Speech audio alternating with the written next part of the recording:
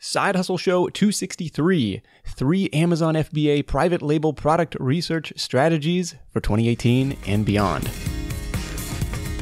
What's up? Nick Loper here. Welcome to the Side Hustle Show. Because every expert was once a beginner. Man, where did this year go? I don't understand how we're already at the end of December. It was just a blur. But in any case, I've got an awesome show for you today, actually bringing back one of my most popular guests to talk about getting started with one of the most popular side hustles. Of course, I'm talking about Mr. Greg Mercer, who we last heard from a couple years ago on episode 158. Now, the side hustle in question is Amazon FBA, fulfillment by Amazon, where you find a product you think will sell and has good profit margins, you send it into the warehouse, and Amazon picks, packs, and ships it for you when somebody buys it. It's a way for individual sellers and side hustlers to essentially tap into the world's largest audience of buyers and a world-class logistics network. Very cool stuff.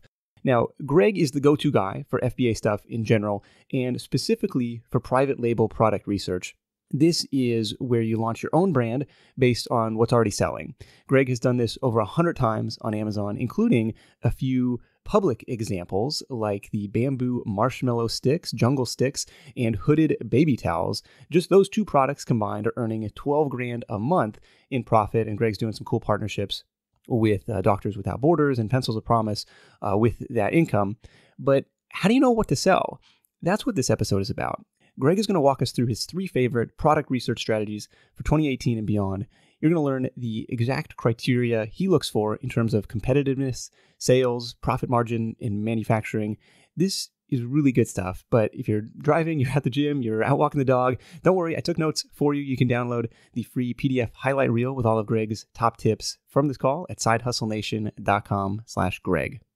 And it's worth mentioning that you can do all of this research without any additional investment outside of your time, but Greg has also created a software tool called Jungle Scout to help speed up the process.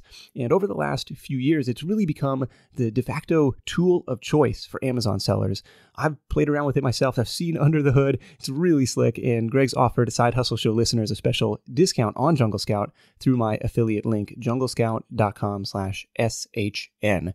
Now, Jungle Scout is one tool you might want to have in your toolbox, but there's another one you should know about that's recommended by 97% of small business owners, and that's FreshBooks. FreshBooks.com is the #1 affordable accounting solution built specifically for side hustlers and freelancers. I'd like to thank FreshBooks for sponsoring today's show and for helping 10 million entrepreneurs, myself included, get paid. As a Side Hustle Show listener, you can claim a 30-day completely free trial at freshbooks.com/sidehustle. That's freshbooks.com/sidehustle to start your 30-day free trial today. This episode is also brought to you by dropshiplifestyle.com. You might remember my conversation with Anton Kraly, the founder of Dropship Lifestyle, back on episode 189 of the podcast, actually one of the most all-time, most downloaded episodes of the show, where we covered how to pick profitable products that you can sell before you even buy the inventory. That's the beauty of dropshipping. Now, if that sounds cool to you, I want to invite you to check out Anton's free 10-day dropshipping mini course at dropshiplifestyle.com/hustle. That's dropshiplifestyle.com/hustle to get started today for free. I'm going to be back with my top takeaways from this chat with Greg after the interview. Ready? Let's do it. As far as other big changes, there are more Amazon sellers like kind of in the marketplace. There are more people doing the private label thing, but at the same time, the marketplace itself is growing so fast and there's so many consumers on there too, that I wouldn't even necessarily say that it's more competitive. I think I can launch products just as successfully today as I did 2 or 3 years ago, but maybe now we're looking for even like more obscure items than before. It's maybe not as much the very hot or trendy type items, but instead these very niche and obscure items. All right, well, let's dive into some examples of those.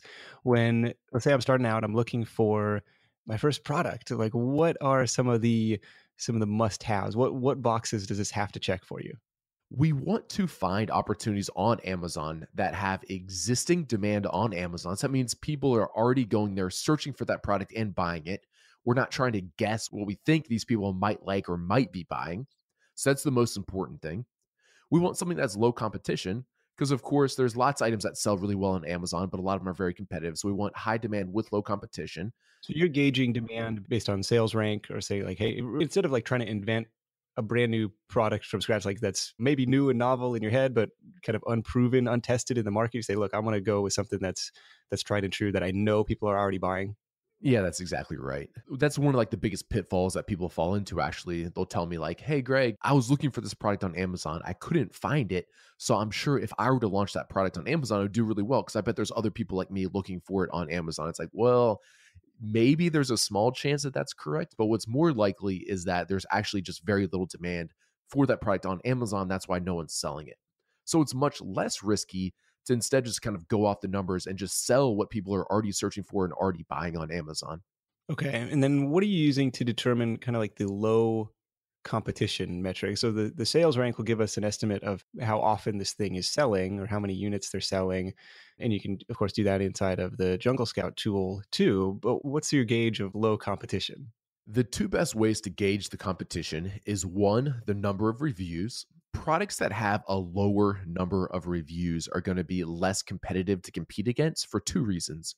One, it's because they have less social proof, so it's easier to kind of like catch up with them and earn like just as many or more reviews than what they have. And two, the other reason that's a good indicator is that if this product is selling well, even though it has a very low number of reviews, that signifies to us that this product hasn't been around on Amazon very long, yet is already doing very well. So that's another good indicator of demand. So I look for the number of reviews and I look for the overall listing quality. Some listings on Amazon, I'm sure a lot of people have seen them, are of very high quality. They have 8 images. The images are very nice and high quality. They have lifestyle images, people, happily using this product or whatever else. They may have a competitive matrix on their products. Some of these other types of things signify a very high quality listing. And then you go to other listings and there's like one picture and it's like a terrible picture, right? And there's only 3 bullet points and each bullet point's only like 5 words. So we know they're not being indexed for very many keywords. That's the other indicator of something of like high competition or low competition, depending on the quality of that listing. Okay. We'll dive into kind of how you're maybe going about getting those or, playing catch up in the number of reviews. What else on the kind of high level product criteria comes to mind? I like higher priced products. So when I say higher price, I'm just talking about like $18 or more. Though very low priced products like $7, $9, $12, a lot of Amazon's fulfillment fees are like flat fees, like the pick and pack fees, like a flat like $3. So if you're selling a product for like $8, $9, including these flat fees, even if you have decent margins, you're probably only making like $1 or $2 per sale. And it just takes a lot of sales if you're only making $1 or $2 profit to add up to a substantial amount of money. Okay. So I prefer a little bit higher priced items like $18 or more. Okay. And so that's going to kind of increase your initial investment, but hopefully you make it back on the back end and it kind of reduces, hopefully, the number of people who are also kind of playing in that same arena. Yeah, that's exactly right. Okay. Anything else? Yeah, there's a few other things. There's just like little boxes to check. One would be I want to make sure that product's not like patented. Of course, you don't want to rip off someone's product if they have a patent on it because that'd be illegal. Would the current Amazon listing say like, hey, this is patented or patent pending, or like how would you check for that? A lot of people are proud of their patent, so they'd put it right in their Amazon listing or right on their website. It's also often stamped on the product like patent pending or patent number, blah, blah, blah. And then the other thing you could do, the easiest way is actually just to Google it. So if I'm checking to see if this widget is patented, I would just search like widget patent on Google. And oftentimes the patent information will pull up right there. If you still want to take it one step further, you can go to the name slipping me, but it's the US government agency that handles patents. Okay. And they have a search function on their website to search for it. Okay. I think it's like uspto.gov or something. Yeah, exactly. I always forget the acronym there, but I'm probably messing up the order of the letters too. Hey, it's close enough. That works. And then the last couple of things, I prefer a product to have low seasonality. So all products are going to have some sort of seasonality, but I don't like to sell like Christmas trees or something else that only sells for like 1 month out of the year. And then a couple other small things are I would like to improve on the product if possible. And I prefer the product to be kind of smaller or lighter weight. Okay. This is an important note to make is like, okay, so we're not just trying to find something and then copy it exactly. We're just trying to make some product improvement to it, trying to make it better, that's ultimately, hopefully what this is all about. It's like not just importing more crap from China, but like, hey, we're trying to make a better shopping experience for people. We're trying to like improve the world a little bit rather than just like playing a Me Too game. Yeah, that's exactly right. And I guess we didn't really clarify at the beginning, but all these tips are guidelines that I'm giving you. These would all refer to selling a private label product. Of course, there's other ways to source and sell products on Amazon, but that would be what I'm referring to when I give you this outline. Okay, cool. And are you looking at the existing reviews for these things to say like what could be improved upon, or just like would you order it yourself and be like, well, I found that this was crappy, or how do you kind of go about doing the improvements? Yeah, so the reviews is the best way to do it. And what's so cool to me is kind of like how, the internet just changes everything. But even just like 10 years ago, these big companies, they were probably paying tens of thousands of dollars to do these research groups or whatever, right? To find ways to improve upon their product. Now, just like me or you in 5 minutes with zero investment could go read the negative reviews on Amazon and find out ways that we can improve upon these products. So that's exactly what I do. I just go read all the 3, 2, 1 star reviews. I see what people are complaining about. And oftentimes it's really easy things to improve upon. For example, people might just be leaving a bad review because they're saying that it arrived at their house damaged. Well, that's not even necessarily an improvement on the product itself, but it probably just needs some better packaging to be able to withstand, the shipment process. So oftentimes it's just like small, simple things like that where we're not inventing new products, but we're making small improvements on products that really increase the overall quality and user experience. Okay. And one of the things that I bought recently was like a new monitor connector cable. And the reviews were like, oh, the metal piece at the end is too heavy. So it like falls out, like the connector thing like falls out. And so I was like, well, crap, I don't want that one. So I went to the other one and it was like, hey, it's a lightweight thing. I was like, okay. So maybe somebody did exactly that. I don't know if you're messing around with like electronics products or anything, but it seemed like maybe somebody kind of went through that same process. Yeah, that's exactly right. They probably did. Well, let's dive into these three strategies for the research, or kind of the three high level strategies. So, the first one that I have down is big demand, but bad reviews. The second one is big demand, big sales, but poor marketing, poor listings on Amazon. And the third one is kind of immature listings that seem to be selling well. These are high demand products, but maybe there's not very many of them. Maybe there's not very many reviews led. So jump into the first one. This is big demand and bad reviews. Tell me about that strategy. Yeah, so this is my favorite one, and this is what I use now for when I launch most of my products. We started to speak to this a little bit earlier, but what we're looking for here are products that are selling very well on Amazon, even though they have these crappy reviews, right? And the idea here, and it's very successfully, I've proven this a whole bunch of times, is if people are willing to purchase this product on Amazon and purchase a lot of them, even though it has pretty poor reviews, then that shows that like this is an item that people really want. They just can't really find anything better to purchase or better to purchase at that price point. Yeah. So this is like my favorite strategy to use on Amazon right now. I'm finding these products that are selling like 1,000 units a month, even though they have like 3 stars or 3.5 star reviews. I find out usually relatively simple things to improve upon.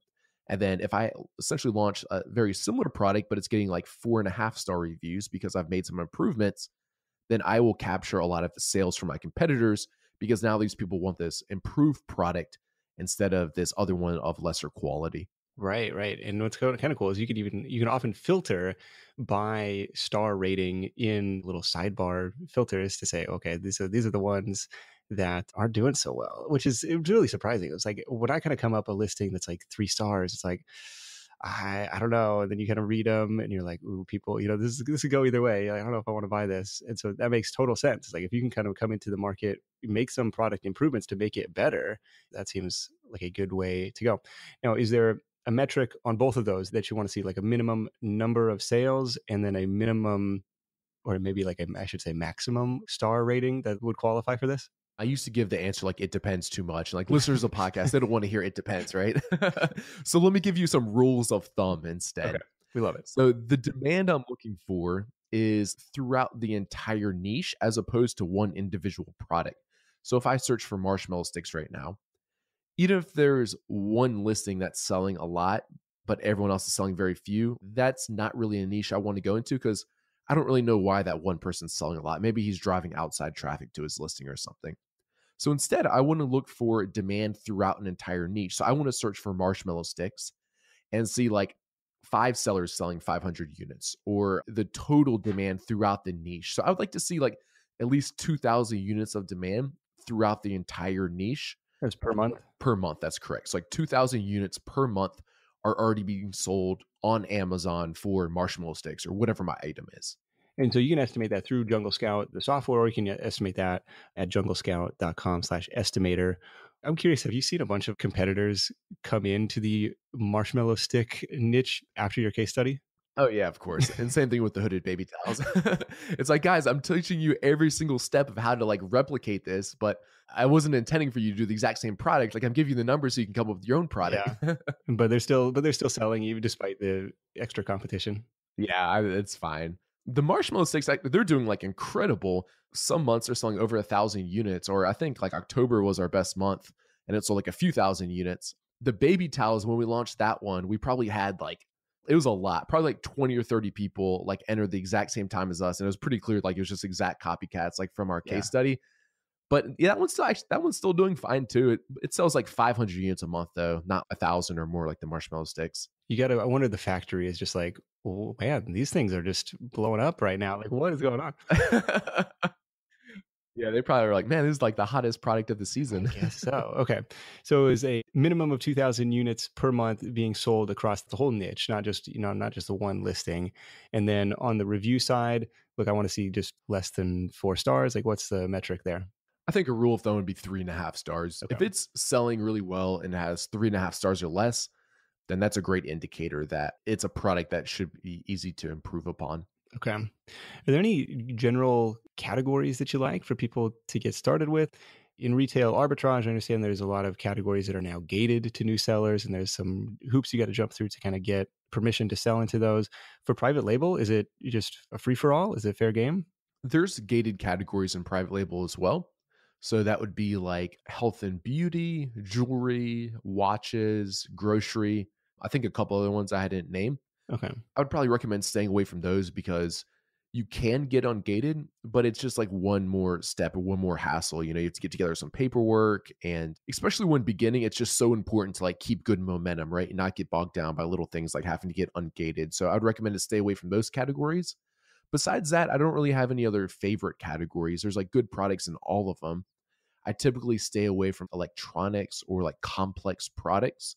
So that would say that, well, the electronics category and cell phone category and a few of those wouldn't be my favorite categories. But overall, I don't have any specific categories that I really favor. What's interesting to me as an outside observer is you seem to be niche agnostic. You're not saying like, hey, I'm super into golf, so I'm going to enter the golf category. I'm super into dogs, so I'm going to make a pet product. It's like, hey, look, I'm going to go where the numbers guide me. That's exactly right. And that's what I recommend everyone else to do too, because the numbers don't lie. If you can kind of like remove your emotion from it and remove what you think's a cool or sexy product and instead just go off which the numbers are telling you, like, hey, this product's in high demand with low competition. The margins are good. If you kind of like base your decisions off the numbers, I think a lot more people would see the success in their business. Okay. Let's go into strategy number 2. This is big sales, but poor marketing or poor listings on Amazon. What does that look like?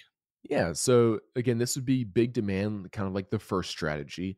But this one, maybe it doesn't get poor reviews. They just have a really bad listing. So if you find an item, it's selling 1,000 units a month, but they only have 1 or 2 pictures. Their title's only like 5 words long. They've only used 3 out of 5 bullet points. You get the idea here. Like overall, just a poor quality listing. Then this is a good opportunity for sellers to sell a very similar product or even the same product, but market it very well. We've done a lot of tests about improving your conversion rates and all that type of stuff. The main thing is the pictures. Amazon allows you 8 pictures. You want to use all 8 of those. You want to have very high quality images, ideally some type of lifestyle photos or images of these being shown or to help show the overall size or dimensions of your product. Those are good. And then other than that, it's important to have lots of keywords in your listing, specifically with the title, the bullet points, and then also in the description. So if you do all of those things, then you overall have a high quality listing. Whereas these competitors that we're talking about of kind of going after, they're typically not indexed for very many keywords because they don't have very many. They only have a couple images, which leads to poor conversion rates. So this again would be a great opportunity for sellers. And do you have a resource that you like for taking those product pictures, that product photography? There's a whole bunch of companies that do good product photography. The one in the US that I've been using lately is called, I think it's just called productphotography.com, or maybe the Product Photography Studio. I forget exactly, but if you Google it, there's a whole bunch of good ones. I think on one of our blog posts too, again, if you probably Google this, you can find, we talk about kind of like a DIY to create high-end product images yourself, as well as we give a list of kind of like some other photographers that we've seen produce high quality work. Okay. So is it not seen as like super spammy to just stuff your title with a million keywords? I mean, as long as they're relevant. No, I think it's fine. Yeah, as long as they're relevant. They allow like 150 characters, and I mean it works. They definitely take those keywords in your title. They weight those the heaviest. So I would definitely encourage everyone to stuff their titles with all of the most relevant keywords. Okay. And is it not a case of like, I'm going to dilute the strength of my primary keyword by including all these kind of secondary ones to max out my 150 characters? No, I don't think their indexing is that sophisticated yet. Okay. Fair enough. Well, like for Google SEO, it's like, well, I want to, kind of front load that. And, I don't want to mess up all these other keywords at the end of it. Right. The one thing about Amazon that Google doesn't quite have the benefit to do is, to a high degree of accuracy, they can also track conversions. So you could kind of argue this with Google since you install Google Analytics tracking scripts on your site. But with Amazon, they know, okay, this person searched for bamboo marshmallow sticks. They clicked on my listing and then they purchased it. So that tells Amazon that that is a very relevant keyword. It is working. But yeah, we do know that they weight the keywords in the title the heaviest. Okay. And one cool thing inside of Jungle Scout, I don't know if this is new over the last couple of years, but your like listing competitiveness score. I thought that was kind of a cool, maybe a made up metric, but kind of a cool thing to see. That's exactly what we do. We've kind of like determined all the factors that make a high quality listing or a listing that would probably convert really well. So then we grade them all on a scale of 1 through 10 or 1 through 100 of essentially how high quality that listing is or what the likelihood is that it will convert well. All right. Tell me about strategy number 3. This is new markets, trending markets, maybe but with immature listings. I like that term. They're selling a lot, but they don't have any reviews yet. Yeah, so this would just be like a great indicator to someone that this is a very up and coming or potentially like hot product.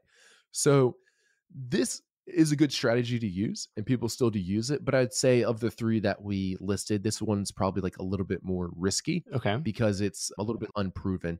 So if we would have looked at like fidget spinners over the summer, this would be like a great example of this. There were listings that were brand new. They had like 1 review or no reviews, but they were selling like 5,000 units per month or like this crazy amount. Wow. And if you got into it right then, and even if you only sold for a few months, you probably made a lot of money in a very short amount of time. But the downside of this one is it's kind of unproven. Now there's probably a bunch of people stuck with fidget spinners right now because I don't think anyone buys these anymore. I don't know. Maybe this is like a high risk, high reward type strategy, but it is a way to discover up and coming or soon to be hot niches. Yeah. So you could sort by, whatever category you like and just look at the best sellers and see, okay, how many of these, what are the ones with like very few reviews to see, okay, is this something that you could see having sustained demand, or is this kind of just a fad that's gonna go away?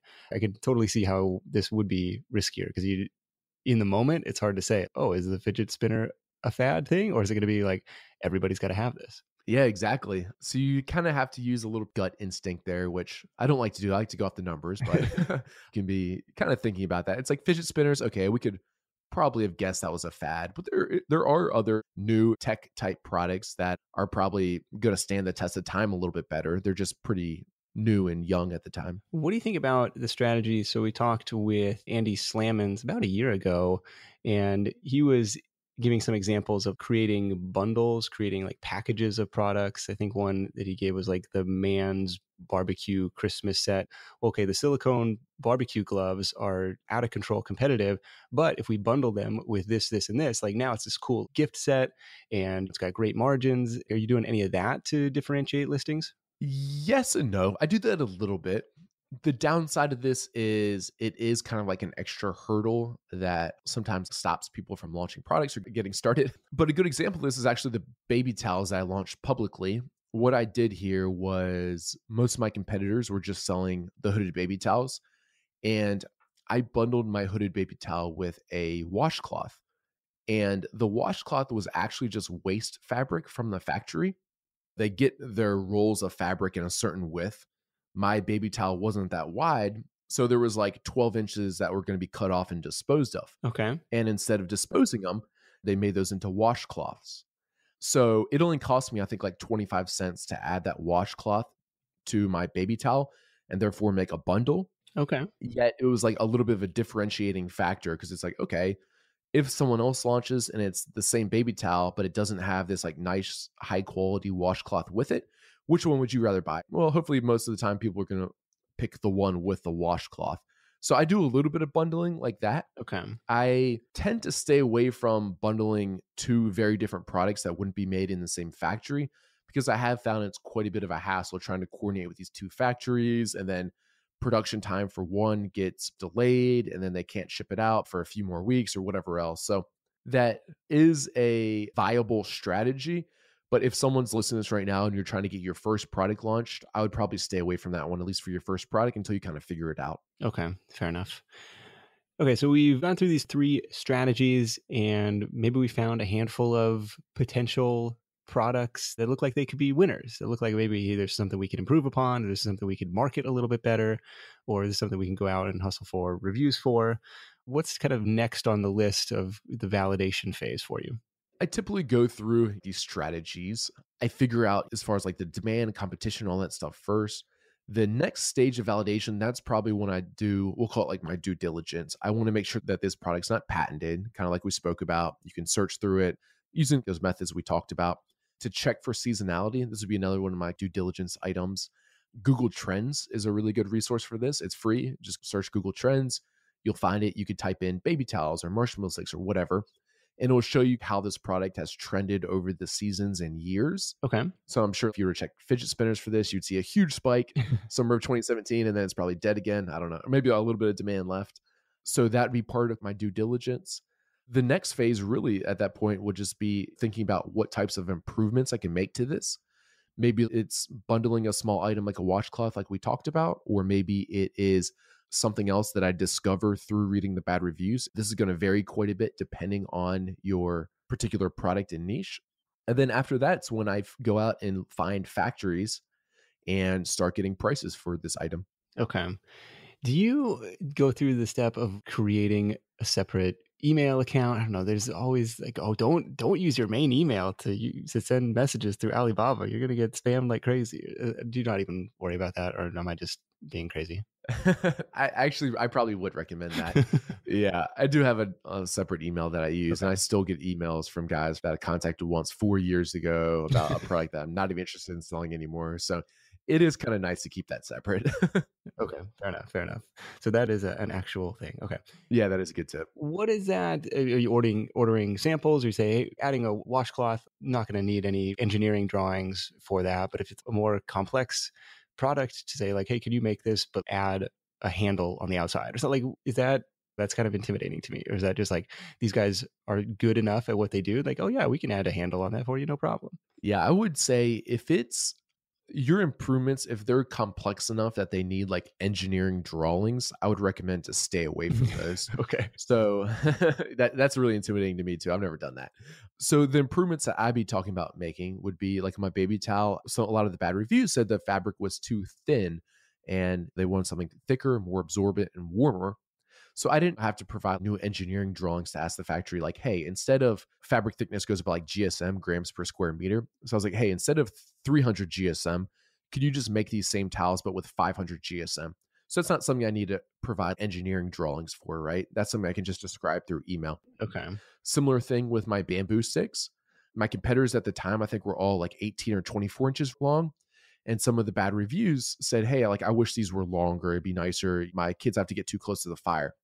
So I did 36-inch long bamboo sticks. Okay. So like 3 feet long. So again, I didn't have to provide engineering drawings for that. I was just like, hey, instead of cutting these things 24 inches long, I want 36 inches long sticks. And again, that's something easy for a factory to do just through describing that in an email. Okay. And then are you asking for a sample, or just say, hey, I'm confident, I've done this 100 times, just ship them? No, I'll still get a sample. And this is another, even if you're not validating product quality through getting a sample, which you are, The other really beneficial reason for doing them is it's a way to test this factory a little bit. It's like, okay, how easy are they to work with? How quickly do they ship the sample? What's the communication like? Are they easy to talk to? Do they have good English?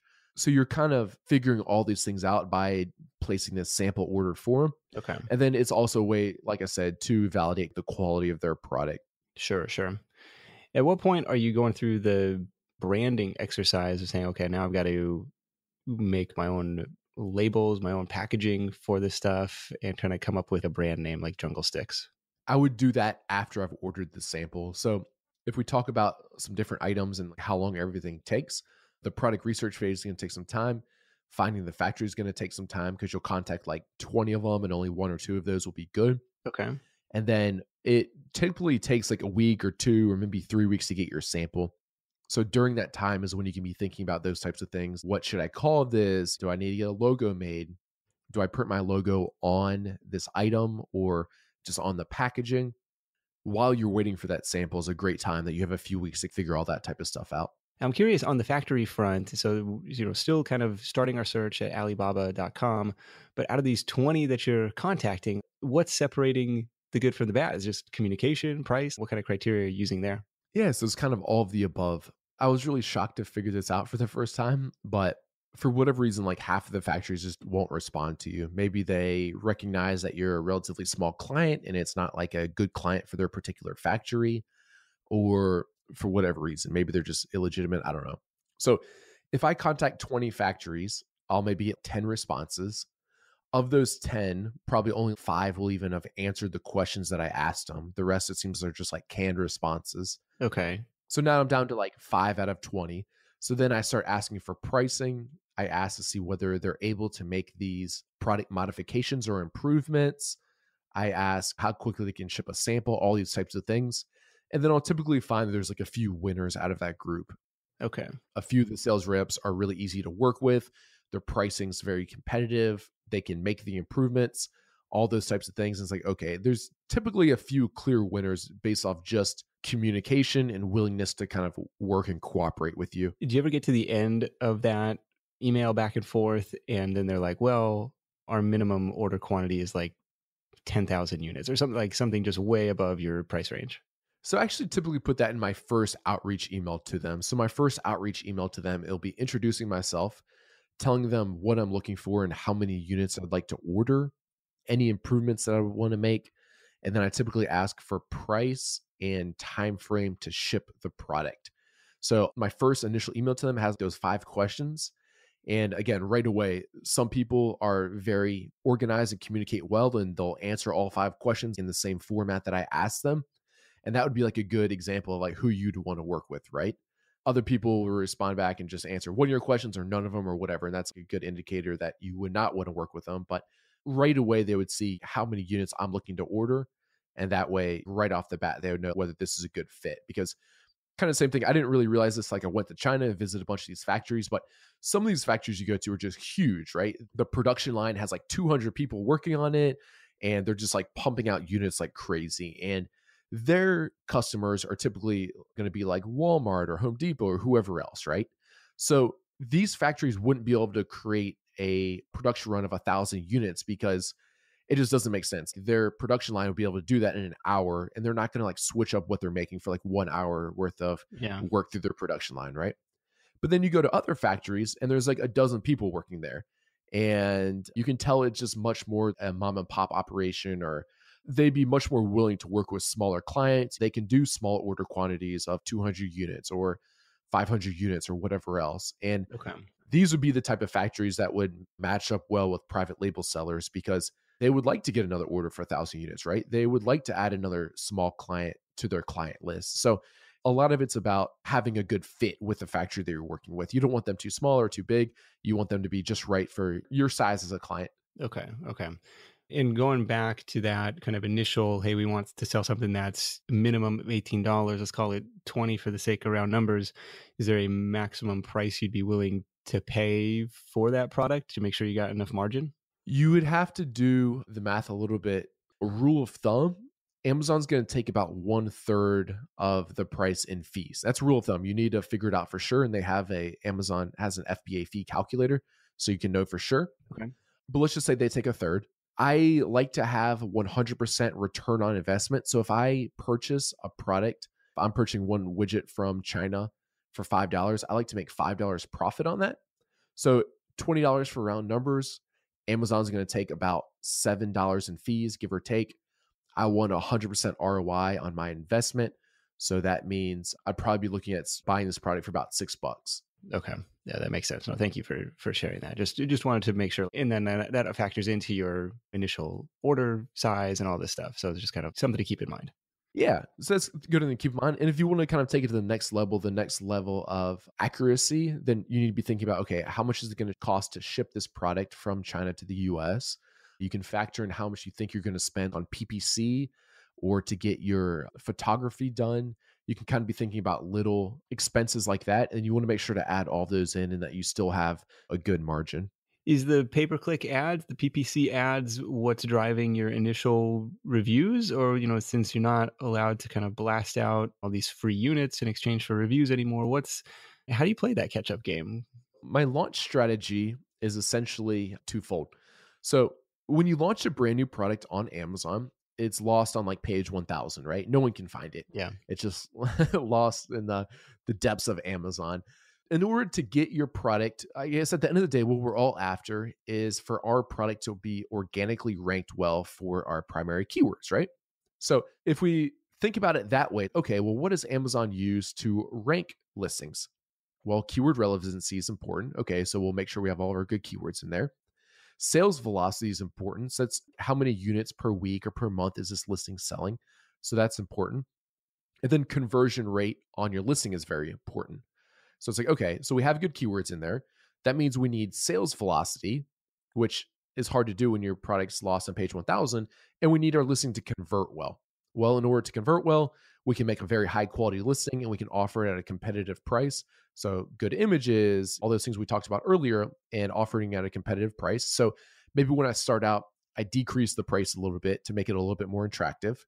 The third thing, though, is we need sales velocity. So let's say, okay, how do we get initial sales when our product's lost on page 1000? So I do it two ways. I increase my PPC spend. So I'll bid very aggressively on the keywords that are relevant for my product.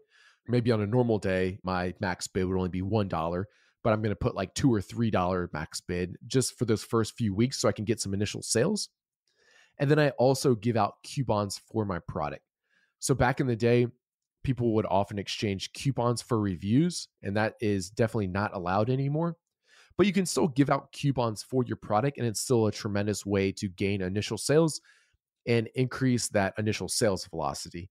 So I spend a lot on PPC, and I'll give out maybe like 50 coupons over the course of the first 2 weeks so that I have extra 3, 4, 5, 6 sales per day of people redeeming those coupons. And then through those sales, regardless whether they used a coupon or bought your product through a PPC ad or just found it organically, a certain percentage of all those customers will leave reviews. Gotcha. Okay, so you can start to get the wheel spinning that way. Yeah, that's exactly right. That's pretty much the only way. I mean, you need to be thinking about from the beginning, how do I get initial sales? Because you need initial sales to get ranked organically.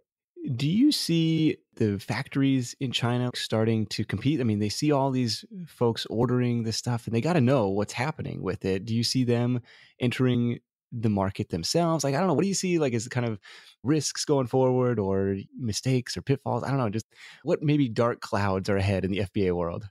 I'd say I do start to see, I think, more of the factories listing directly on Amazon. That being said, though, if we're just generalizing all of them, they still, I think a lot of them have very poor quality listings. Sure. So I guess right now, the competitive advantage that maybe someone listening to this podcast has is you're probably a better copywriter than maybe someone who doesn't speak English as their native language. You'll probably invest more in creating these really high quality images. Just by listening to this, I can tell someone that's listening to this podcast is probably very entrepreneurial minded and very crafty and scrappy to figure out all these little tips and tricks on Amazon. So I'd say the majority of private label sellers still have this competitive edge just because they market the products a lot better. So I'm not too concerned about that right now. I don't know of a lot of pitfalls moving forward with any opportunity in the entrepreneurial space. there is eventually some type of consolidation where the people who have devoted time and resources becoming very excellent at their craft will excel, and people who essentially don't probably will have a harder time competing.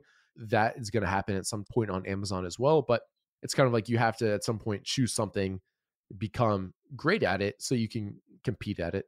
Or even the Amazon Basics brand, or like, I mean, they've got even dozens of private label brands that you probably wouldn't even recognize the name of. Like, are you seeing those pop up on any of your listings or any of your customers' listings? So it's funny, Amazon does, so they have their own private labels called Amazon Basics, and they also have like 4 other private labels, right? If we look at how many products they have, it's only a few hundred. So when we think about, okay, there's a 500 million products on Amazon, or it's like 400 or 500 million. So yeah, about a 500 million. Well, yeah, Amazon's launching their own private label products, but it's only 100 out of a 500 million. So it's like they've just made such a small dent. I think it's really hard for us as sellers and just entrepreneurs to like try to grasp like how big Amazon really is. Well, it doesn't matter if Amazon Basics is launching products. There's so many products and so much demand and volume that goes through Amazon. There's still just a vast number of opportunities for us. Yeah. Do you see, with Jungle Scout being as popular as it is, kind of becoming the de facto product research tool, do you see customers stepping on themselves? Like if they're using the same filtering algorithms, they're coming up with the same results.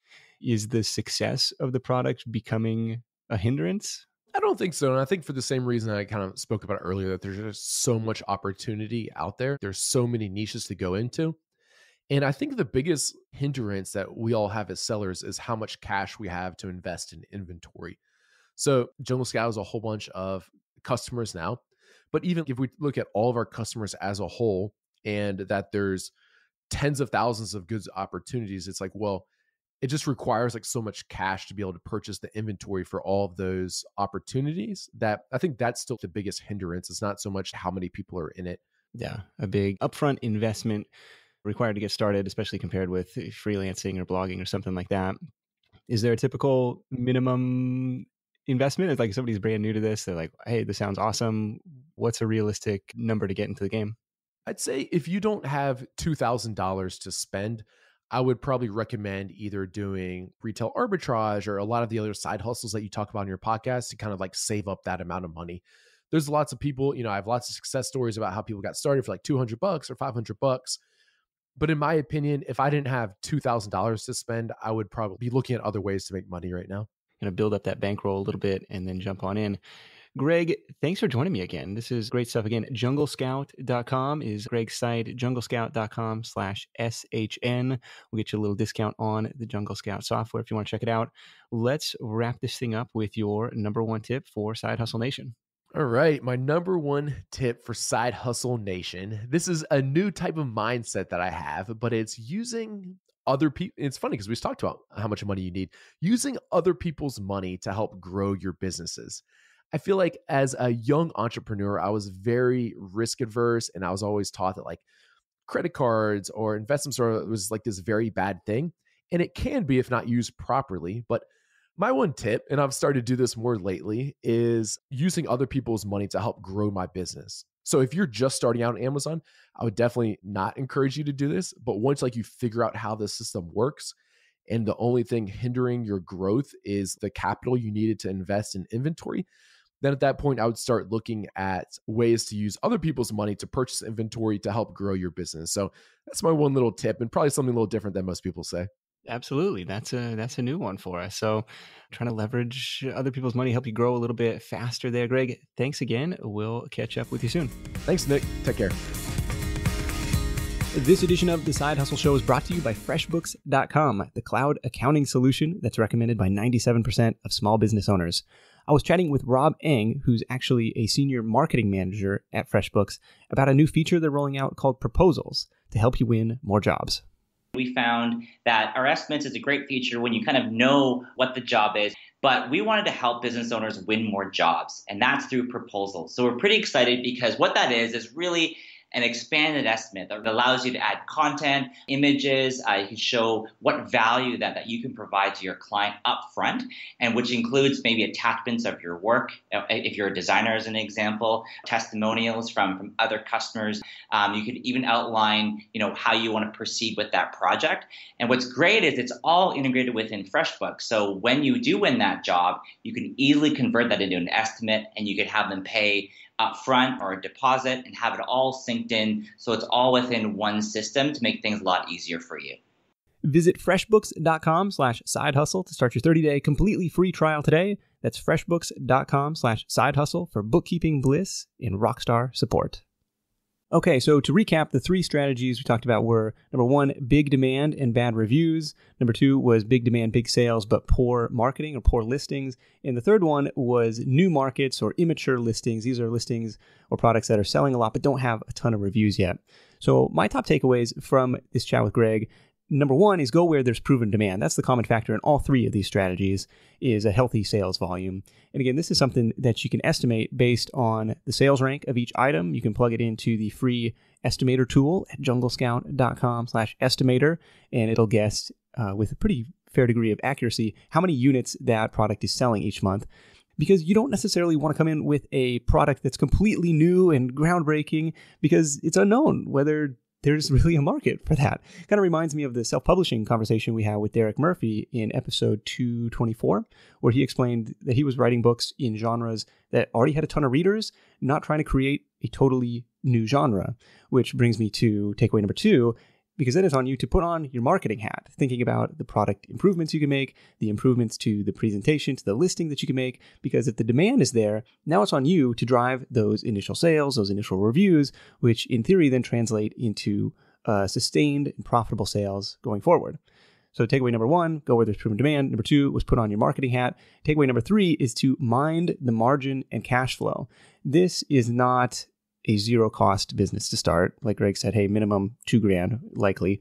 And anytime you're selling physical products, you've got to be mindful of your cost of goods sold and your profit margins.